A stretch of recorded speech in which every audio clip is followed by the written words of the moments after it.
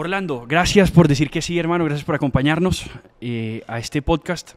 Esta versión de Pausa y Piensa que es un poco conversada, a mí me gusta más, estoy un poco aburrido ya de los monólogos.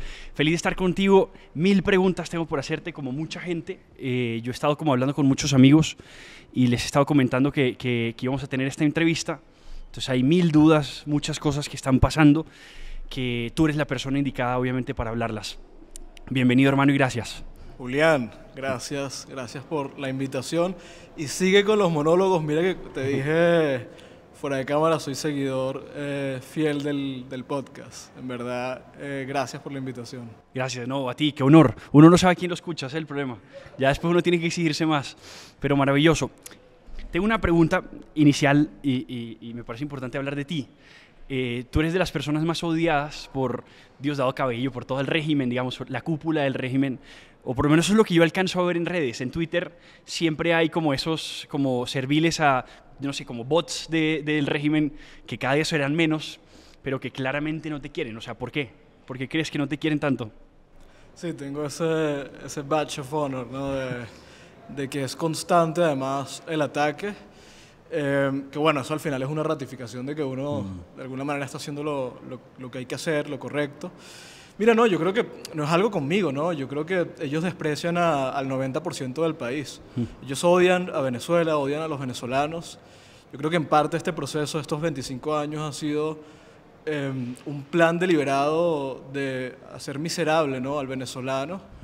Creo que el chavismo es un proyecto que llega al poder con resentimiento, ¿no?, con odio. Es un poco tratar de resarcir alguna culpa del pasado de tanto Hugo Chávez como quienes los rodearon. Y por eso es que ha sido un plan deliberado de destruir el alma y el espíritu del venezolano más allá de toda la tragedia económica y todo eso. A uno lo atacan y lo insultan y le dicen de todo a diario porque uno simplemente hace su trabajo. Y hoy hacer el trabajo, que es algo que de hecho trasciende la labor de periodista o la de político o lo que sea. Yo creo que cada quien, cada individuo que tiene un oficio en Venezuela, hacer su trabajo es de alguna manera resistir frente al sistema.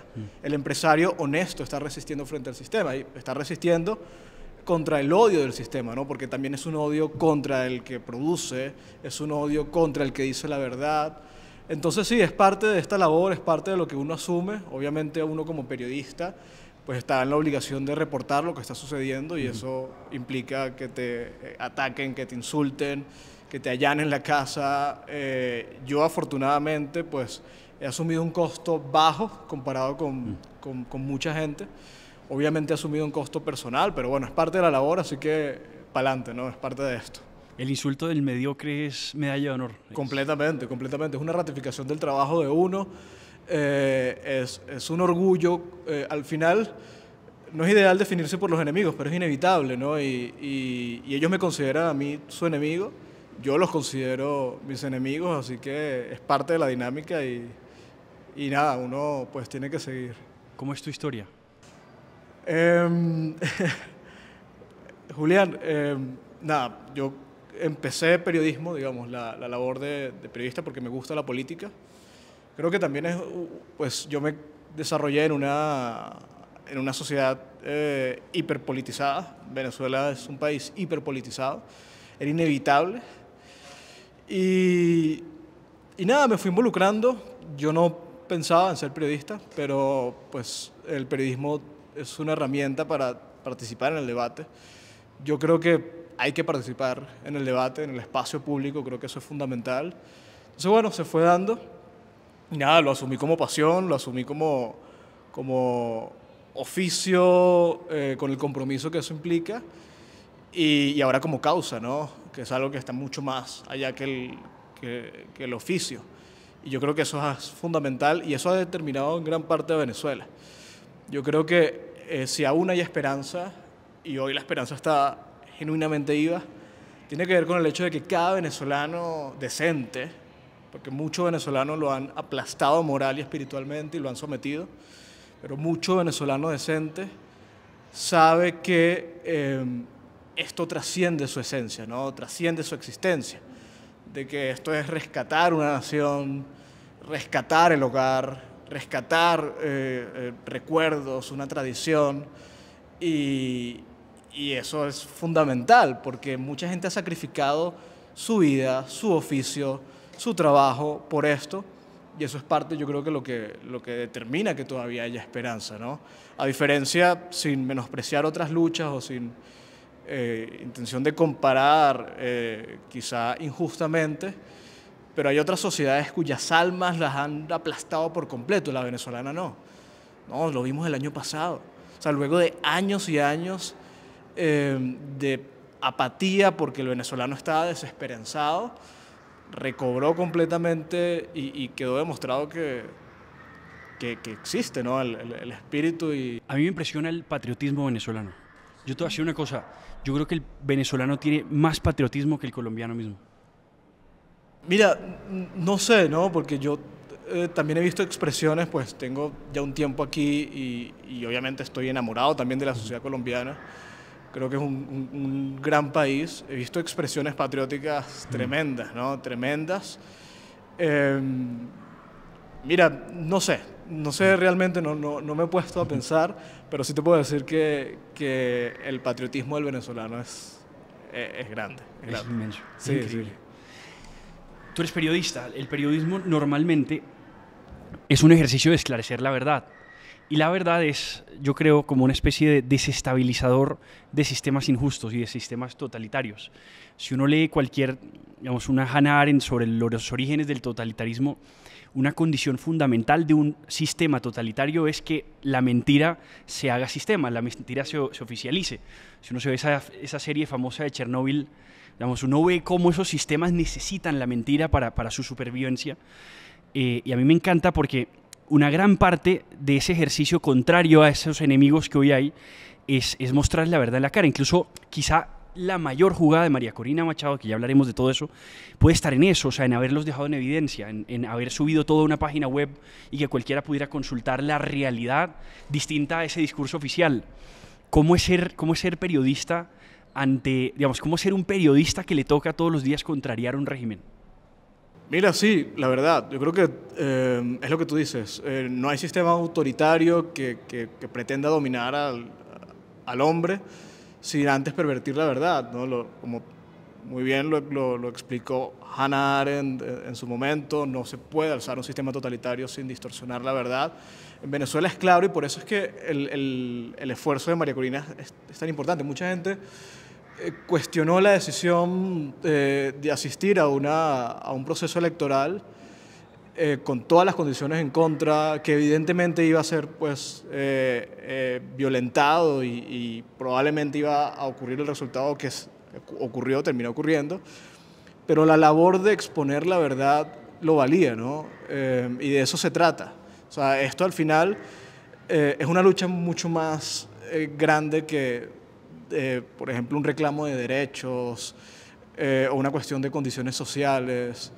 Se trata de recuperar precisamente ese elemento objetivo, palpable, reconocible por todos, que es la verdad. El periodista tiene una responsabilidad fundamental en ese sentido, ¿no? Es hablar de la verdad, reseñar la verdad. El desafío es tremendo porque tienes que hacerlo frente a un régimen que utiliza todos sus recursos para distorsionar la verdad.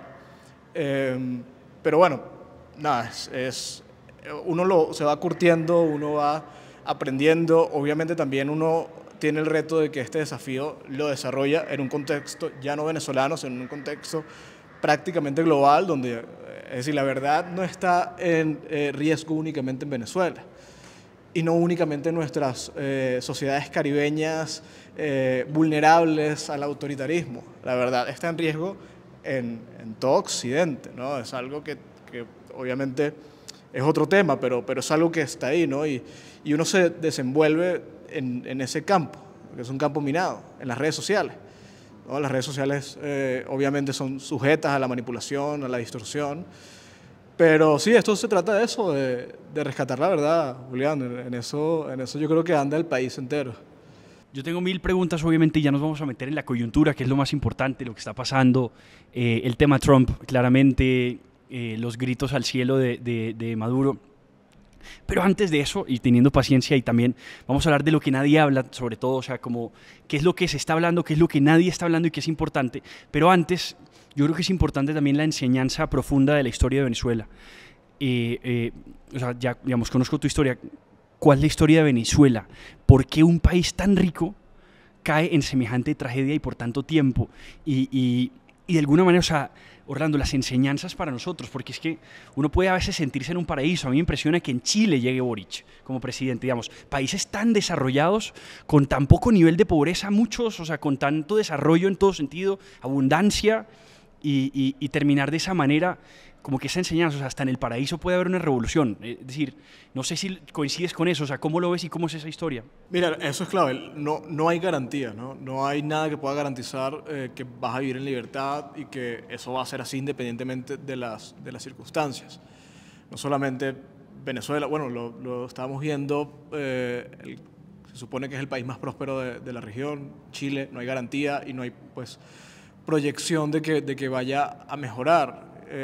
Y bueno, lo vimos el siglo pasado en Europa, la Europa sofisticada, culta, de alguna manera aprendida, no sé, estética en todo esto, pues devino en lo que devino. O sea, no hay nada que pueda garantizar, más allá que creo que en este caso fue lo que faltó. El problema de Venezuela en gran medida fue su riqueza. Venezuela fue tan rica y tan abruptamente rica que no hubo forma de realmente aleccionar e instruir a la sociedad sobre cómo se debía manejar esa riqueza. Milagrosamente. Fue milagrosamente rica. Entonces, pues los gobiernos que asumieron esa riqueza la mal manejaron. En los momentos de mayor riqueza, de mayor bonanza, hubo más derroches. En los momentos en los que la entrada de dinero pues se redujo, no hubo realmente las correcciones que debía haber, porque además la expectativa siempre era, la poca entrada de dinero era muy coyuntural, ¿no? En las circunstancias más bien lo que asomaban era, ante la inestabilidad, el siglo pasado fue pues marcado por inestabilidad en Medio Oriente, todas estas cosas más bien asomaban que Venezuela iba a haber mucha plata por mucho tiempo. Eso se intentó corregir porque obviamente es un modelo que se agota, es un modelo insostenible. Se intentó corregir a finales de los 80, principios de los 90, el segundo gobierno de Carlos Andrés Pérez. Paradójicamente, Carlos Andrés Pérez había sido el autor de este modelo rentista. Él nacionalizó en los 70 la industria petrolera. Ahora quería un poco revertir el desastre que había provocado, pero la sociedad venezolana no lo quería. A él pues lo tumbaron. En el interín él sufrió 2 intentos de golpe de Estado muy cruentos, corrió mucha sangre, autor Hugo Chávez, y desafortunadamente los intentos de golpe de Estado recibieron el respaldo de parte importante de la sociedad. Fue muy justificado, al punto de que el mayor adversario político de Carlos Andrés Pérez, que es un político de tradición, de que entendía muy bien el valor de la democracia, porque además había sido prácticamente cofundador de la democracia, legitimó el golpe de Estado en un terrible discurso que dio, creo que al día siguiente, el 4 de febrero. Entonces, digamos, ya la mesa estaba servida, es decir, la sociedad no quería esto, no quería la corrección del rumbo. En gran parte los poderes económicos no lo querían. El mismo partido de este presidente no lo quería.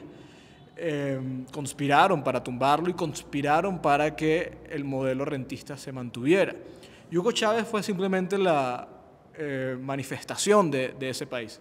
La manifestación de un país que quería mantener todo el gasto excesivo, que quería mantener la dependencia de los grandes grupos económicos con el Estado, la relación parasitaria de grandes grupos económicos con el Estado, que quería además castigar a quienes habían tratado de corregir el rumbo por neoliberales, explotadores, capitalistas, ¿no? Todas estas cosas usuales y recurrentes.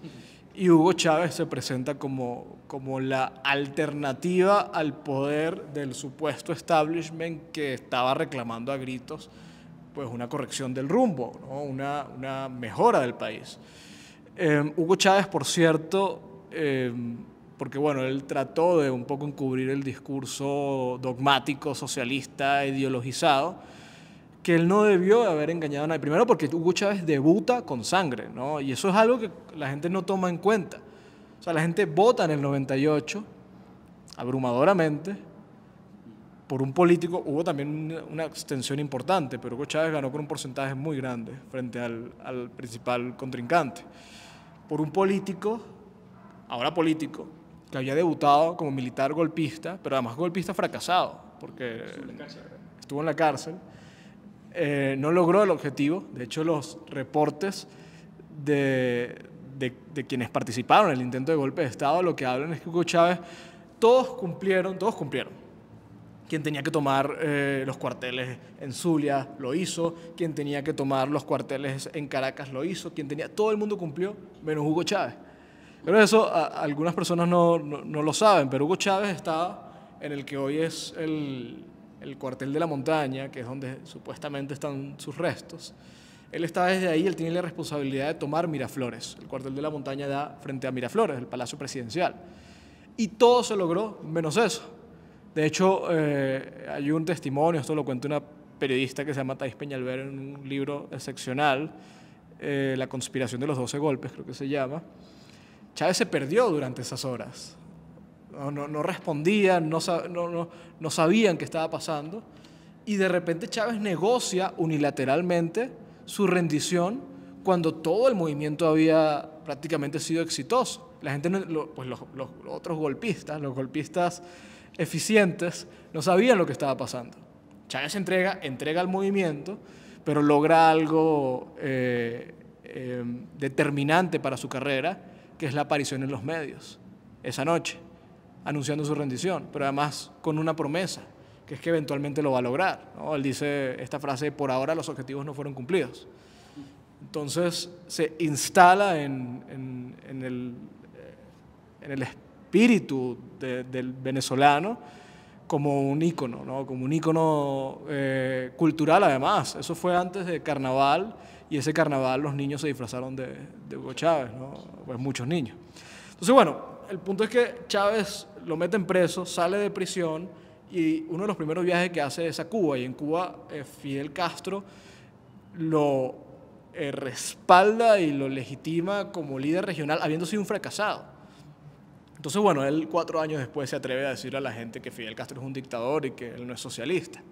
Entonces, ese cuento de que a la gente la engañaron no aplica, ¿no? Yo creo que la gente voluntariamente votó sabiendo que este tipo iba a acabar con Venezuela. Yo he entendido que el abstencionismo sí fue muy alto.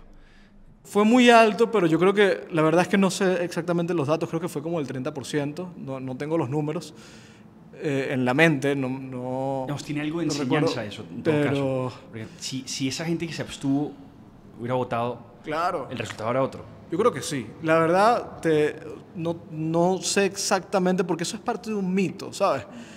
Y yo creo que no es tan así. Yo creo que la gente, frente a el contrincante, Salas Romer, la brecha fue gigante. Fue gigante. Yo no sé si la abstención hubiera cubierto esa brecha.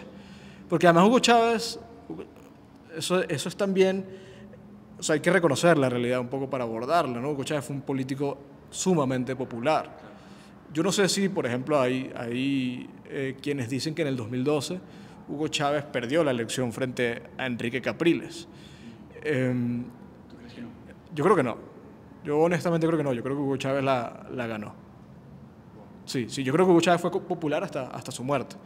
Y bueno, vimos lo que significó su muerte. O sea, las filas tremendas de gente haciendo pues por días para ver su puesto. Porque eso me parece interesante, porque no es posible en todo caso ese ascenso del régimen dictatorial sin por lo menos una especie de base social que está mal acostumbrada. Claro. Y eso es importante, es decir, ¿cuál es el análisis?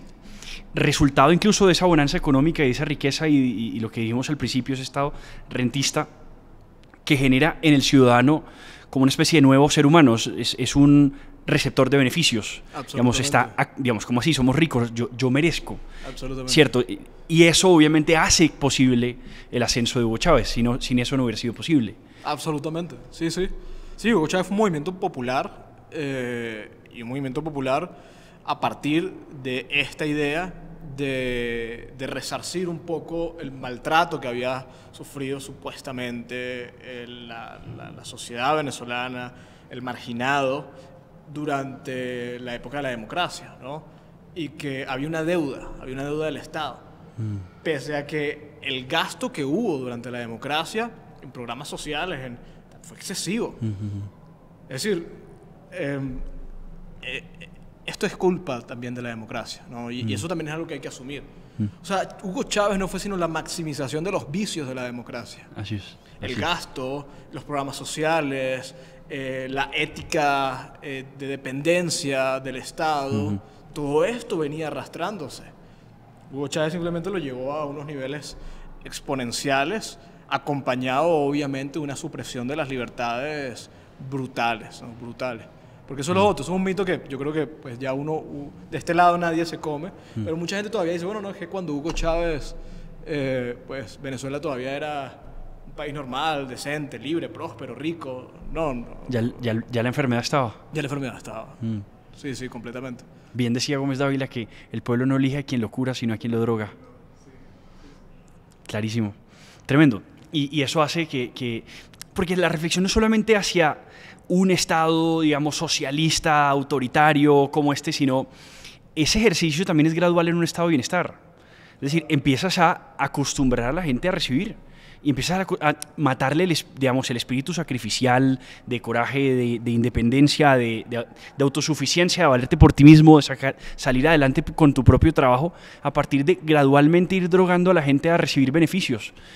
Es decir, por más que eso sea mucho más gradual, esa misma enfermedad está en España, es decir, está en muchos países hoy donde digamos, el ciudadano está acostumbrado, en Colombia, el ciudadano está acostumbrado a que el político me tiene que dar, el político es mi padrino, o sea, el político es mi papá y es el que me entrega y yo soy un receptor de lo que él me da.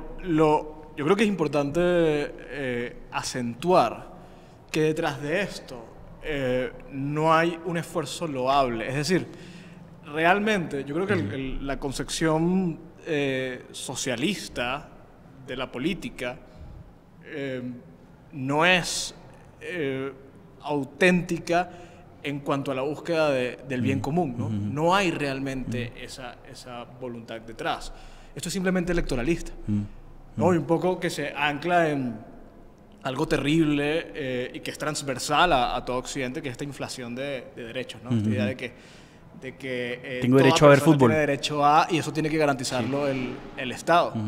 ¿No? En Venezuela el Estado tenía que garantizar todo porque había derecho a todo, ¿no? Y obviamente Hugo Chávez aprovecha esa idea, nuevamente, instaurada en la mente del venezolano a partir de la idea de que somos ricos, de que el Estado es rico, y de que esa riqueza nos pertenece a todos y por lo tanto yo merezco formar parte de la repartición de esa riqueza. Y a ese Estado siempre le interesa que yo esté pobre, porque claro. Es que el político, el día que yo crezca y tenga medios para yo ser autosuficiente, no lo necesito. Claro. No, yo no sé si lo dijo Petro, pero me parece que lo dijo Petro, que hay que evitar que la gente se vuelva rica. Claro. Pero también hay un funcionario chavista que dijo que eso, lo mismo, no podemos ayudar tanto porque eso provocaría que la gente salga de la pobreza, y si sale de la pobreza ya no votan por nosotros. No necesitan, así sí. es, así es. Para ser tu salvador necesita que permanezcas necesitándolo. Claro. Esa es la clave del socialista. Tremendo, y esa reflexión es la gran enseñanza y lección que necesitamos nosotros en Colombia y en los países de Hispanoamérica, estamos en las mismas. A mí me alegra que pareciera como acabarse la horrible noche en Bolivia, lo de Argentina es muy interesante, o sea, uno empieza a ver vientos de cambio en ese sentido, ojalá. Vientos de cambio esperamos también para Venezuela. A mí, yo te hago una reflexión personal, yo te reconozco algo, a mí me da realmente mucho dolor y me da hasta rabia escuchar a muchos como predictores sobre el futuro de Venezuela. Porque realmente si uno siempre tiene un enfoque pesimista, casi siempre va a acertar. Pero eso no tiene nada de mérito. Es decir, es fácil decir, no, lo de María Corina va a ser un fracaso y esa gente está jugando con la esperanza de la gente. A mí realmente me da rabia escuchar a esa gente. Porque es que la esperanza es una cosa que no deberías perder nunca. ¿Cómo así? Es decir, a mí no me digas que es irresponsable darle esperanza a la gente. Es que eso es lo que debías hacer. Y yo no tengo que tener certeza de victoria para hacer las cosas. Si tienes certeza de victoria, entonces no hay ningún mérito. Es decir, lo que decía Borges, las causas perdidas son para los caballeros. O sea, a mí no me tienes que decir que es que ya se va a dar para que entonces me meto. O sea, eso es muy feo, eso es interesado. Antes, precisamente, el que tiene las probabilidades nulas de victoria, pero aún así lo hace, tiene mucho mérito porque fue capaz. Sin embargo, vale la pena hacer análisis, o sea, ser prudente y analizar qué está pasando en Venezuela.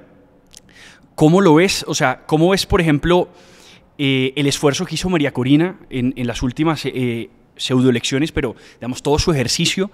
¿Crees que valió la pena o crees que algo de eso fue en vano? Tanta gente que de alguna manera se hizo testigo electoral o custodio electoral y casi que arriesgaba su vida y su futuro haciéndolo porque quedaba registrados, o es lo que yo entiendo. O sea, tanta gente que de alguna manera puso la vida en riesgo haciendo eso. ¿Qué logró o qué cosechó? O sea, ¿hacia dónde se dirigen esos esfuerzos? Mira, te voy a rápido abordar el tema de la esperanza porque es fundamental. También pasa algo, ¿no? Que el venezolano, y eso es también esperanzador. El venezolano se ha esperanzado mucho. Eso quiere decir que está vivo, ¿no? El espíritu del venezolano. La aspiración de salir del hueco en el que está. Hay sociedades, nuevamente sin intención como de estar comparando, pero que probablemente llevan 30 años, 40, 60 años bajo el sistema opresivo en el que están, y probablemente no ha habido una gota de esperanza en todo ese tiempo. Entonces, claro, el venezolano reflexiona con frustración sobre los episodios de desesperanza, porque han sido muy duros, ¿no? La esperanza inevitablemente implica el riesgo de la decepción, y la decepción es muy dura, ¿no? Sobre todo cuando aquí lo que se está jugando es la vida, ¿no? Esto es algo existencial. Pero es lo que tú dices, Julián, es decir, la esperanza no solamente es importante, ¿no? y está bien, ¿no? y nos da el impulso, sino es determinante para el cambio político. Porque Byung-Chul Han tiene un texto muy lindo sobre el tema de la esperanza como motor, ¿no? del curso de la política. Y es fundamental, es que si no hay esperanza, no hay combustible, ¿no? Para realmente lograr lo inimaginable. Y precisamente la esperanza es la idea de que lo inimaginable se puede lograr. Y lo inimaginable era demostrar el 28 de julio que el régimen había cometido fraude. Y hay gente que menosprecia este esfuerzo. Y lo hablábamos ahorita, ¿no? La verdad.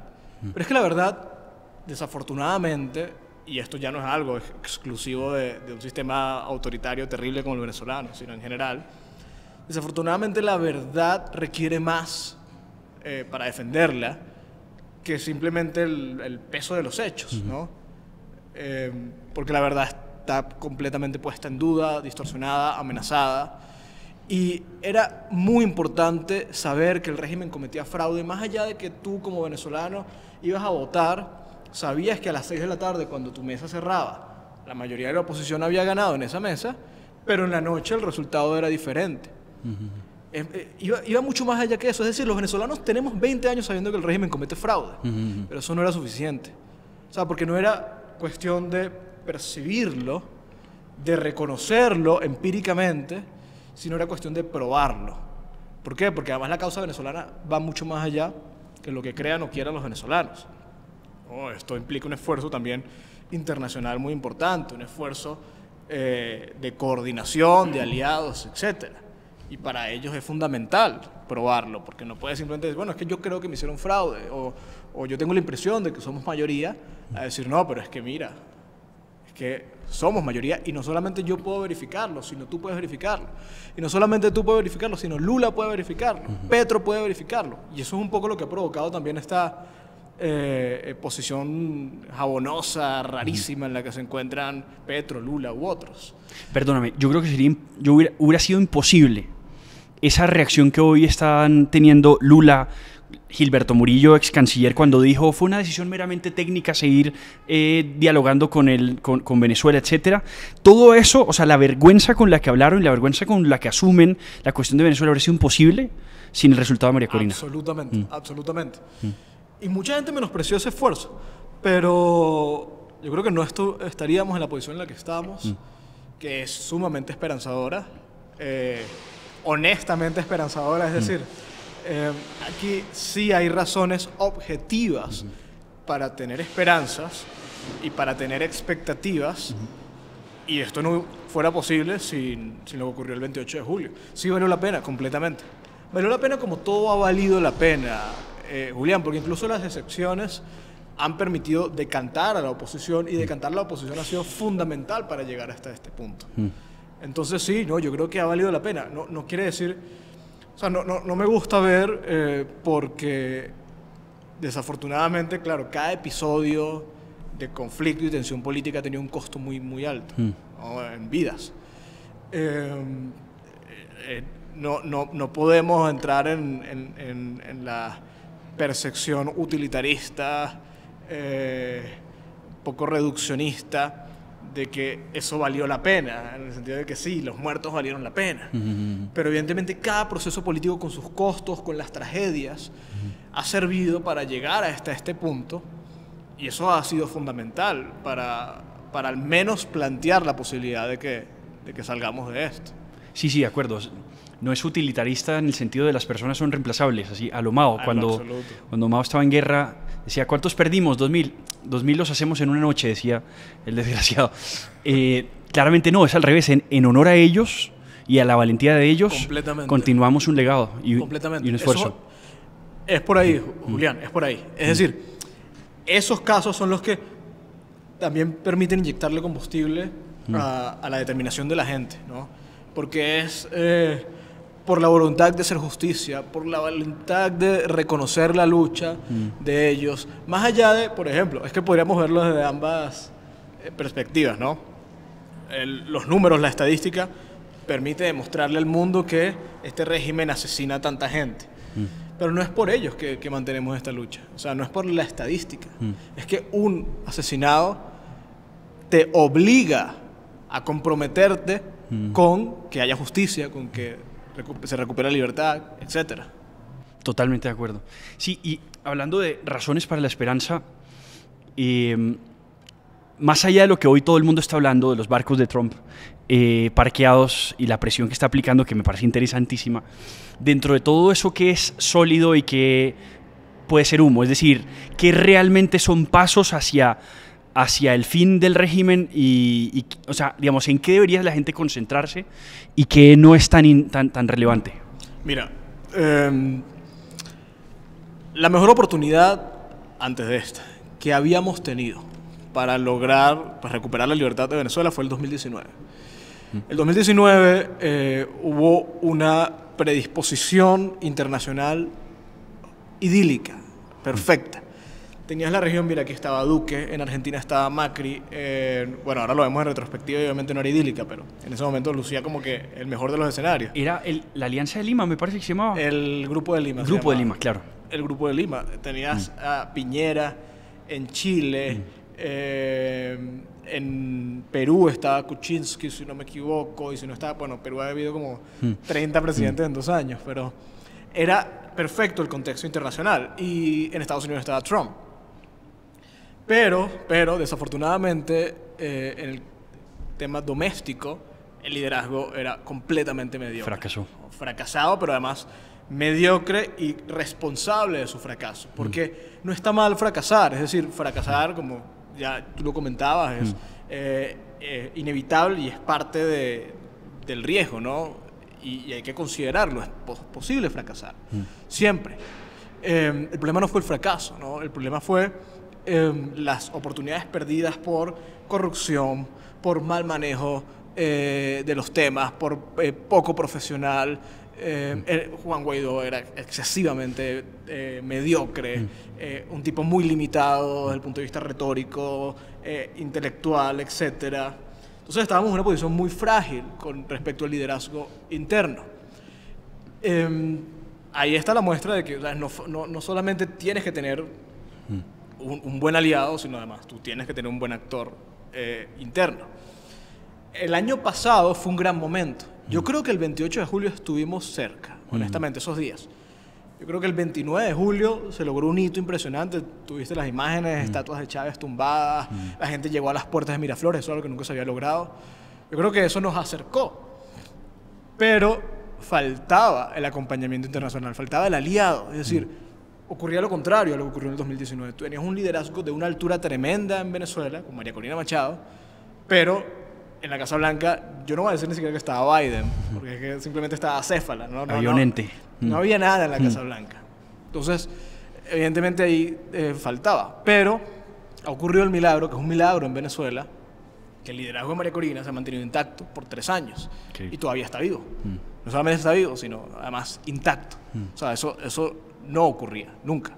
En Venezuela los liderazgos son desechables completamente.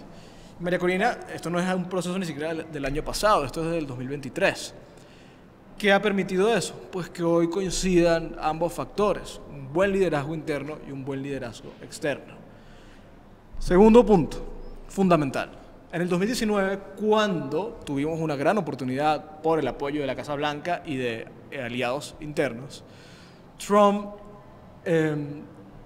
tuvo una presidencia enormemente accidentada en su primera administración, porque yo creo que pues Trump es nuevo, un animal político que llega a Washington, se rodeó de actores que no necesariamente estaban en sintonía, ¿no? con la filosofía maga. ¿Cómo jugaba Bolton ahí? Bolton, estoy hablando de Bolton. Bolton era el consejero de Seguridad Nacional. Y Bolton luego publica inmediatamente sale de la administración. Ya tenía el libro listo. Publica el libro lleno de cosas irresponsables, pero además él queda muy mal en ese libro porque él demuestra que él contuvo al presidente durante toda su gestión. Y una de las cuestiones en las que contuvo al presidente esencial fue el caso de Venezuela. Trump quería resolver el tema de Venezuela de una manera drástica, pero Bolton en cambio convence a Trump de no, pero es que tenemos que casarnos con Juan Guaidó, tenemos que casarnos con la oposición venezolana, tenemos que esperar a ver qué va a ocurrir adentro. Y como Bolton otros, Espert, que si no me equivoco está en defensa, el secretario de defensa, eso no está hoy en día. Hoy las circunstancias han cambiado, pero es que además han cambiado radicalmente porque quien está en el cargo de Bolton, pero además tiene el cargo de secretario de Estado, es Marco Rubio. Los 4 oficios de Marco Rubio. Los 4 trabajos de Marco Rubio, que celebró el Día del Trabajador en estos días como ninguno. Y Rubio, mira, Rubio es el político que mejor conoce la realidad latinoamericana en Estados Unidos. Nadie como Rubio conoce el caso venezolano, el caso cubano, además porque lo lleva en la sangre, el caso nicaragüense. Entonces, obvio, eso cambia el juego. Tercer, para mí, factor determinante. El año pasado intentaron asesinar a Donald Trump. ¿Qué provocó eso? Que la elección de Donald Trump en la mitología maga fuera casi que una voluntad providencial. Donald Trump fue salvado.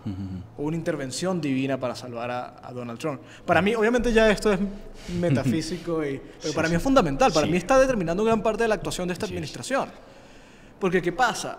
Eso ha construido la idea en toda la administración de que esto es una oportunidad casi que destinada a ser.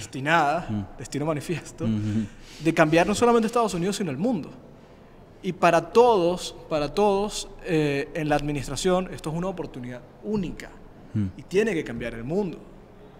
Un poco muestra de esto, sí, esto es un poco, pues, aquí yo especulando, pero esto tiene también un respaldo palpable, y es el hecho de que el tipo se voló las centrales nucleares de Irán, asumiendo el costo de que la mitad del partido se le echara encima. Y ha acompañado a Israel incondicionalmente, asumiendo el costo de que gran parte del partido se le eche encima. Estamos hablando de que Tucker Carlson, Candace Owens, o sea, grandes figuras del movimiento conservador, MAGA, ya las tiene como adversarios. ¿Por qué? Porque aquí él está haciendo lo que le da la gana, ¿no? Y aquí vamos a cambiar el mundo, les guste o no a quienes me apoyan. Sí, quizás es una condición de líder que tiene Trump, que no es un tipo hecho bajo presión.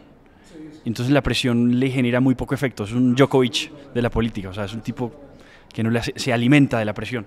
Entonces, porque mucha gente, digamos, el cálculo que es muy racional, de que el Partido Republicano hoy es un partido pues, muy diferente, es un partido más nativista, más aislacionista, es un partido más dispuesto no es el de Bush, claramente. En lo absoluto, ¿no? No es el partido de Bush.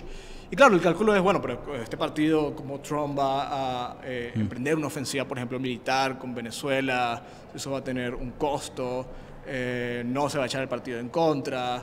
No, creo que esos cálculos son superficiales. O sea, yo creo que aquí hay que ir un poco más allá y tratar de entender, no solamente, bueno, sí el movimiento MAGA, porque al final el movimiento MAGA se reduce a Trump. Sí, y en ese sentido es, digamos, tanto cuanto, es decir, él no tiene doctrina.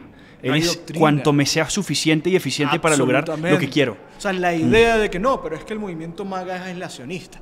No, pero es que el movimiento MAGA es nativista, es anti-inmigración, etc. No, el movimiento MAGA es lo que le provoca a Trump en la mañana.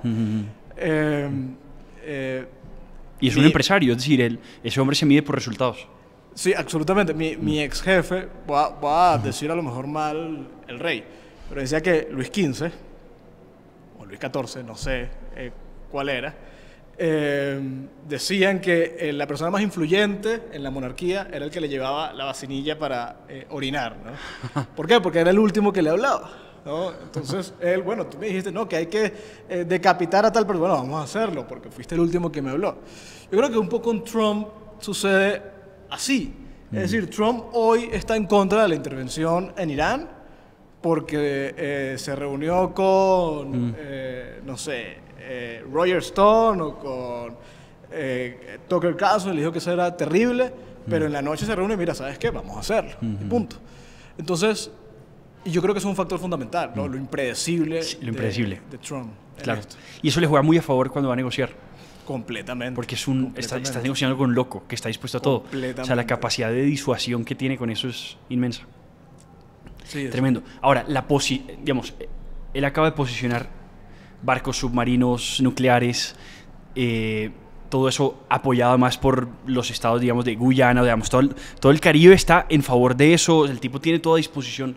¿Qué efecto puede tener eso? O sea, digamos, mejor dicho, si yo te dijera a ti, describe el mejor escenario posible para la caída del régimen a partir de esta presión de Trump, ¿qué es lo que sigue? O sea, ¿qué debería desencadenar?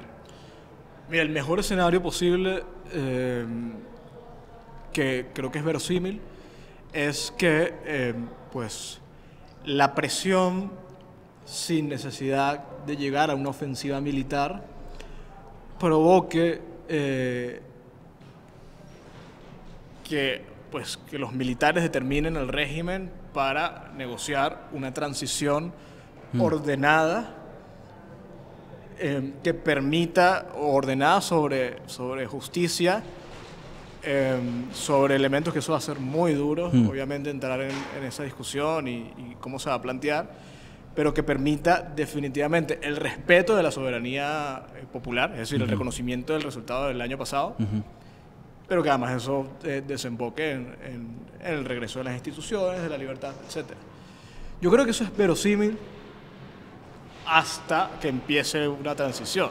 Yo no sé cómo va a ser la transición, ¿no? Y no sé si podríamos especular mucho, pero yo creo que es demasiado prematuro para realmente saber. Y ahí es entonces cuando te contradices un poco porque dices, bueno, sí, ¿cómo tú logras esto sin ofensiva militar?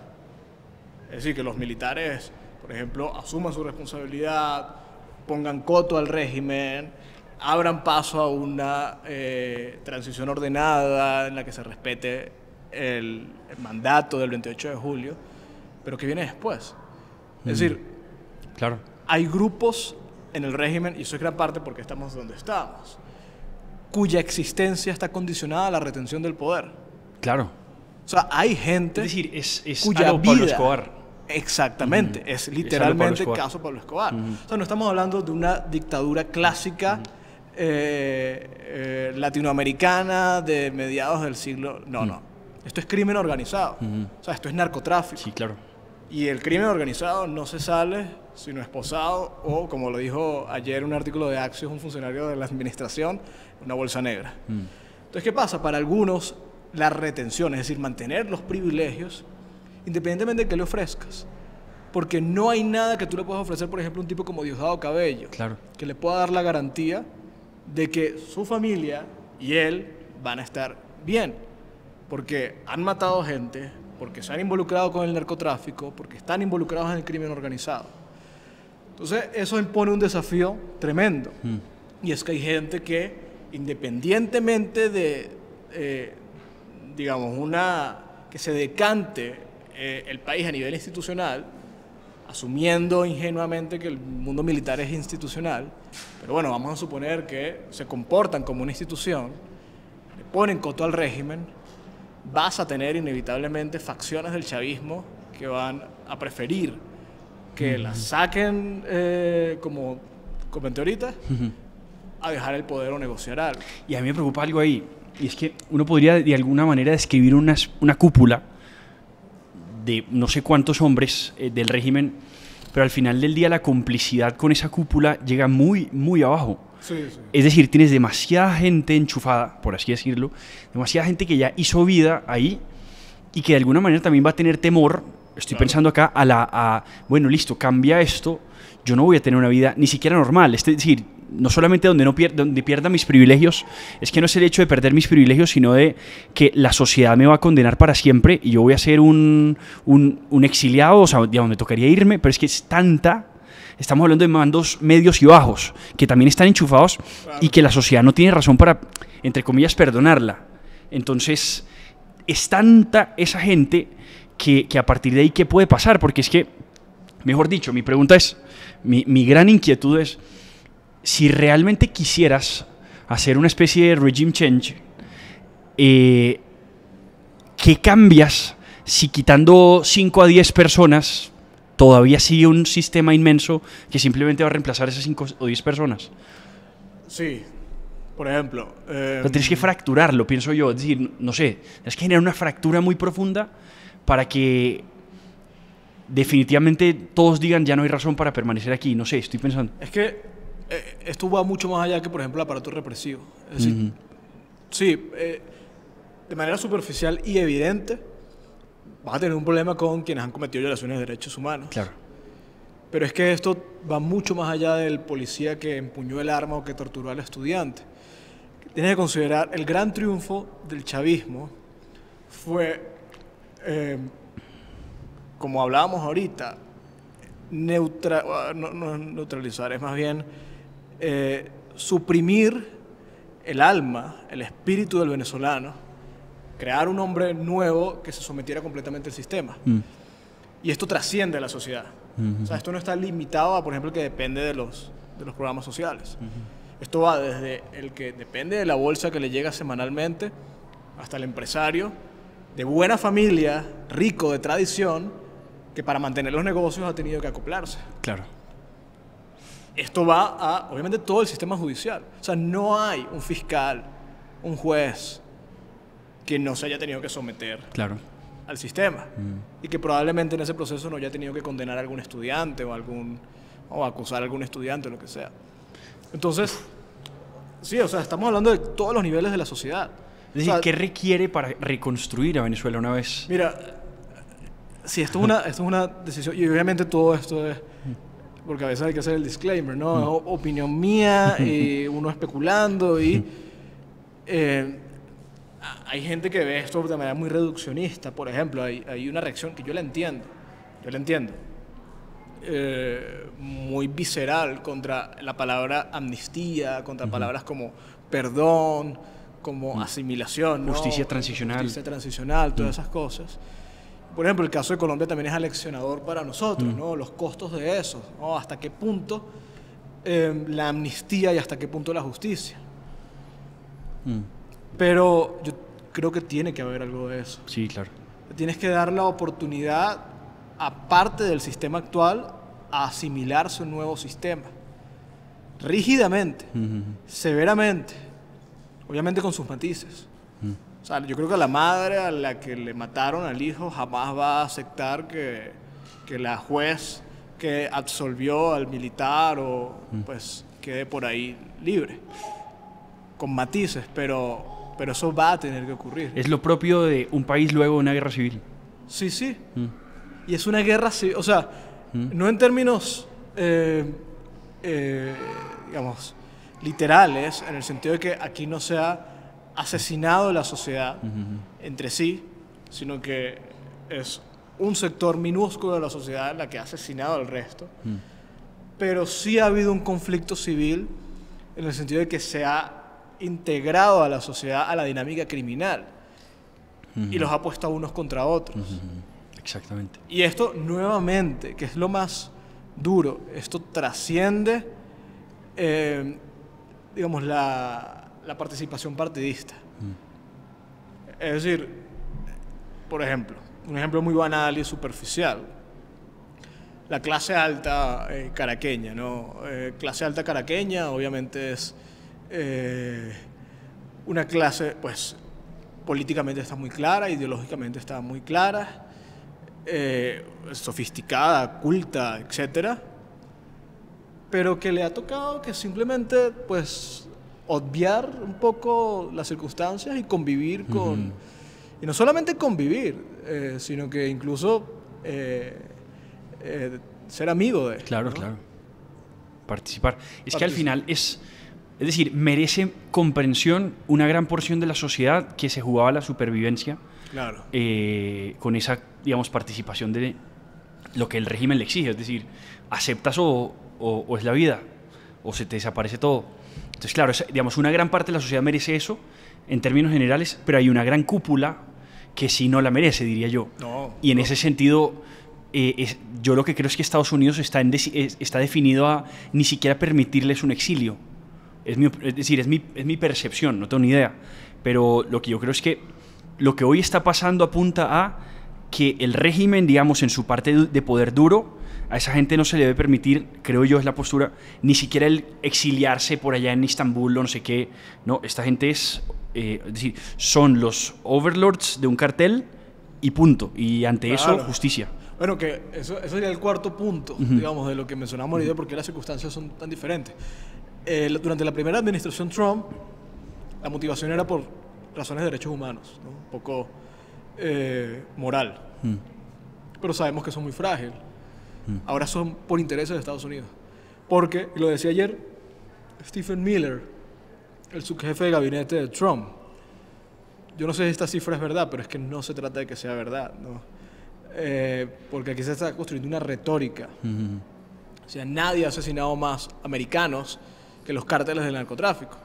Y el capo del cártel del narcotráfico es Nicolás Maduro. Es decir, Nicolás Maduro no es un enemigo de los americanos porque esté torturando venezolanos, sino porque está asesinando estadounidenses. Entonces, claro, eso cambia el juego completamente, porque ya esto... hay una responsabilidad del gobierno federal frente a sus ciudadanos con respecto a Venezuela, ¿no? De hacer pagar a esta gente con respecto a lo que está pasando en Venezuela. La retórica se viene construyendo perfectamente. Es un argumento muy útil. Sí, en Estados Unidos funciona. Es que de hecho yo creo que tiene más interés en estos momentos, o se podría construir el argumento, que tiene mucho más interés Estados Unidos de tener presencia en todo nuestro continente que los intereses que puede tener en el Medio Oriente. Completamente. Sí, sí, es decir, la misma injerencia china, o sea, si estás en una guerra comercial con China, te sirve muchísimo tener presencia en nuestro continente, casi que, digamos, es de plena relevancia, entonces, tu liderazgo en América. Súper interesante eso. O sea, tienes razones para intervenir. ¿Qué rol juega Colombia? Bueno, no, esta Colombia juega un rol nefasto de complicidad con el régimen. Es dramático lo de Petro, ¿no? Incluso ofreciendo a los militares colombianos para la defensa de un cártel de narcotráfico. Impresionante. Sí, es tremendo y la verdad me desconcierta que la reacción del colombiano no haya sido tan tajante, ¿no? Frente a eso. Siento que no lo ha sido. Porque eso es sumamente grave, ¿no? Sí. Mira, no, Colombia yo creo que es muy importante en el sostenimiento de la situación de Venezuela. Obviamente el ELN sabemos que tiene una presencia determinante también en Venezuela. El tema del Catatumbo. Sí, y ahora las disidencias. Y ahora las están disidencias. repartiéndose, disputándose pues rutas entre las disidencias de las FARC y el ELN. Sí, probablemente la gran parte de la producción de la cocaína que sale de Venezuela se produce en el Catatumbo, ¿no? Según los estimados de la DEA, estamos hablando de que casi el 30% de la cocaína que se consume en el mundo sale de Venezuela. Entonces, casi el 30% de la cocaína que se consume en el mundo se hace en Colombia y sale por Venezuela. Entonces sí, Colombia tiene un papel determinante y la oposición colombiana yo creo que también tiene un papel determinante. Yo sí sé que ha sido parte de la retórica en la oposición colombiana y de hecho, por ejemplo, pues una de las grandes frases de Miguel Uribe y que ha sido recurrente también estos días es que pues, Colombia no puede ser libre si Venezuela no es libre. En Colombia no habrá paz, sin Venezuela no hay libertad. Sí, fue tal cual lo que dijo y es tal cual así.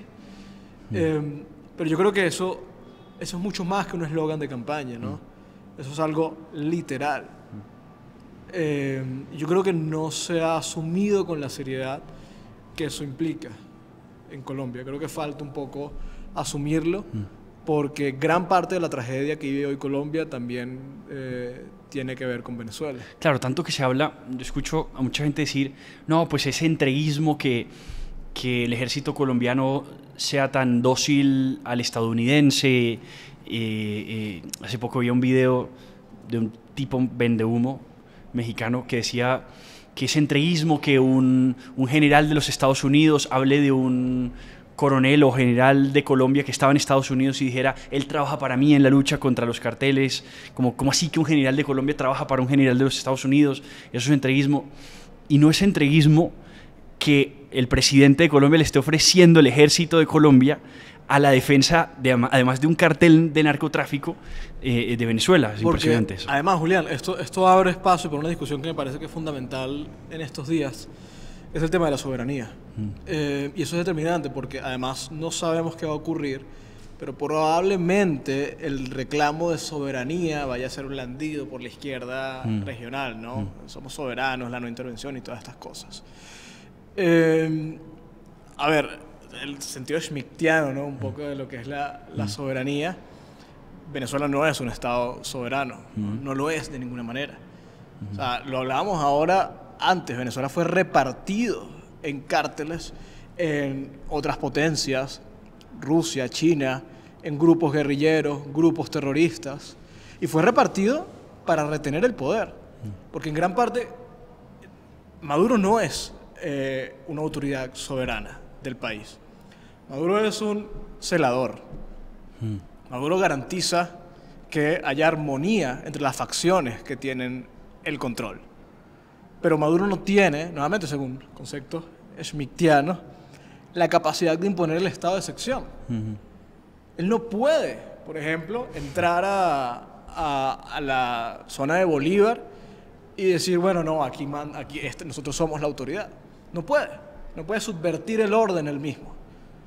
¿Por qué? Porque no tiene el control. Él lo que garantiza es que todas las partes convivan. Entonces, en ese sentido, Venezuela no es un estado soberano. Venezuela no es un estado soberano porque tampoco se respeta la soberanía popular. No existe en lo absoluto. Entonces, y por ejemplo el caso de Colombia. Colombia no era soberana cuando las guerrillas estaban pues devastando el país y cometiendo atentados terroristas en cada... No, porque el Estado no tiene autoridad. Y está perdiendo esa soberanía hoy. La está perdiendo hoy. Entonces, por ejemplo, ahora pues el reclamo de, bueno, ¿cómo es posible que un ejército con ese nivel de... Porque no es subordinación, es cooperación. Es decir, cuando el presidente o cualquier gobernante dice que helicóptero que estaba supervisando en Amalfi no tenía por qué estar ahí, o que la coronel que estaba cruzando la vía entre Cúcuta y Ocaña, me parece que creo que la secuestraron, no tenía por qué cruzar. Ahí estás reconociendo tácitamente que perdiste tu soberanía. Absolutamente. Y el Plan Colombia, es decir, el esfuerzo del presidente Álvaro Uribe de tener cooperación con Estados Unidos, no era una cesión de soberanía. Lo contrario, era utilizar un recurso como es un apoyo internacional para la recuperación de la soberanía. Así es. Y Estados Unidos es el gran hegemón. Es decir, cuando es casi un imperio, la definición de un imperio es un estado que tiene influencia sobre otros pueblos. Claro. Y esa influencia puede ser mala o puede ser buena, pero tú tienes una responsabilidad si eres el gran hegemón sobre pueblos menos favorecidos. Como todo, o sea, como un ser humano tiene una obligación cristiana de ayudar al que está mal. Claro. Totalmente de acuerdo.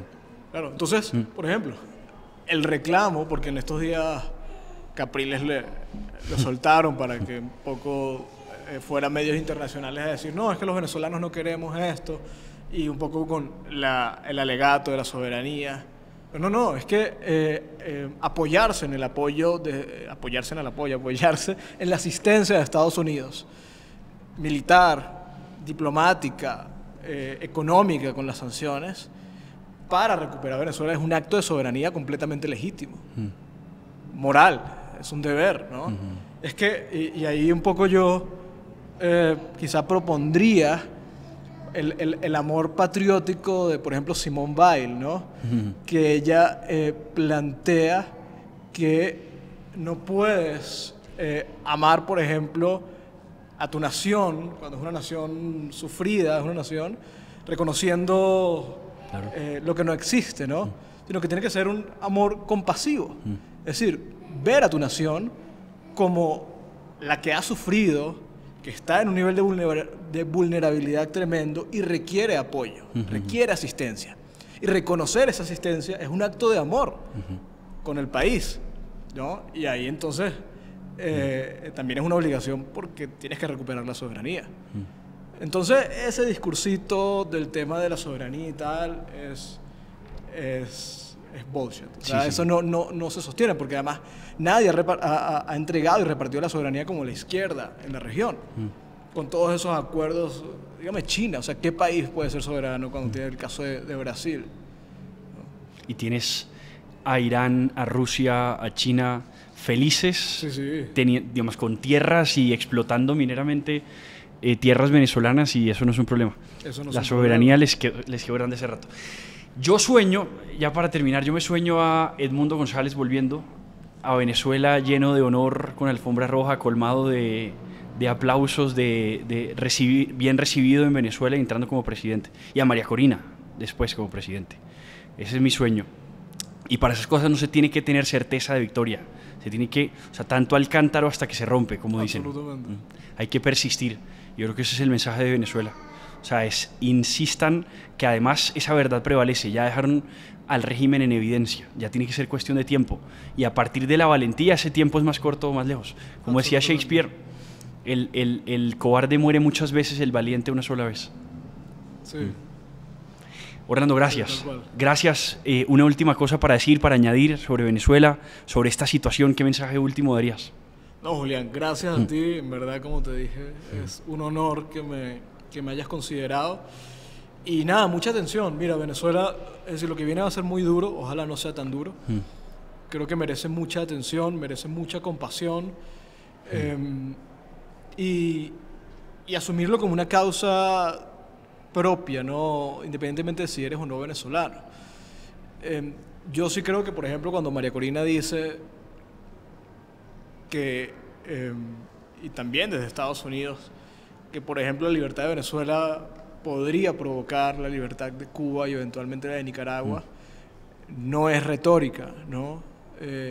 Yo sí creo que en un principio lo fue Cuba. Cuba fue el gran virus, ¿no? que esparció este problema en la región desde un punto de vista filosófico, desde un punto de vista ideológico, pero Venezuela se ha convertido en el virus que lo esparce desde un punto de vista financiero, logístico, y ya yo creo que ha cobrado una importancia incluso mucho mayor que Cuba en esta labor. Lo vemos en Colombia, lo vemos en Chile, lo vimos en Argentina. Entonces, yo sí creo, y no por ser venezolano, un poco apelando a convertir el caso venezolano mucho más relevante de lo que pudiera ser. No, yo sí creo que hay que atenderlo porque las consecuencias van a ser muy, muy buenas para la región, ¿no? En general. Pero bueno, si Dios quiere, pronto la Venezuela va a ser libre y eso va a provocar que también... Además, imagínate unas elecciones en Colombia con una Venezuela libre, ¿no? En cambio, imagínatela con lo contrario. Claro. A mí cuando me hablan, perdóname, cuando me hablan de fraude en Colombia, yo creo que especialmente un foco de fraude que hay es la cantidad de municipios en Colombia donde la gente es coaccionada para su voto. Completamente. Y eso tiene mucho que ver con la injerencia venezolana Completamente. y las guerrillas. Completamente. Totalmente. Sí, para que haya elecciones libres en Colombia, yo creo que es importante que en Venezuela pues, estamos unidos. Sí. Y lo que sí va a pasar al final, y creo que ya con esto termino, es el tema de la compasión. O sea, una vez tenga fin ese régimen y haya libertad, lo que viene es reconstruir. Y es el patriotismo de todos los venezolanos y la hermandad de todos los demás de ayudar a reconstruir a Venezuela, que yo creo que también va a tener eso, su tiempo y su mucho esfuerzo. Sí. Absolutamente de acuerdo. Gracias, Julián. Orlando, gracias. Feliz de estar aquí y seguro habrán muchas más. Y ahí se despidió también Margarita. Qué belleza. Saludos, Margarita. Muchas gracias por acompañarnos y esto fue Orlando Avendaño. Aquí les dejamos este podcast. Gracias por acompañarnos. Nos vemos dentro de 8 días y sigamos muy pendientes de todo lo que está pasando en Venezuela.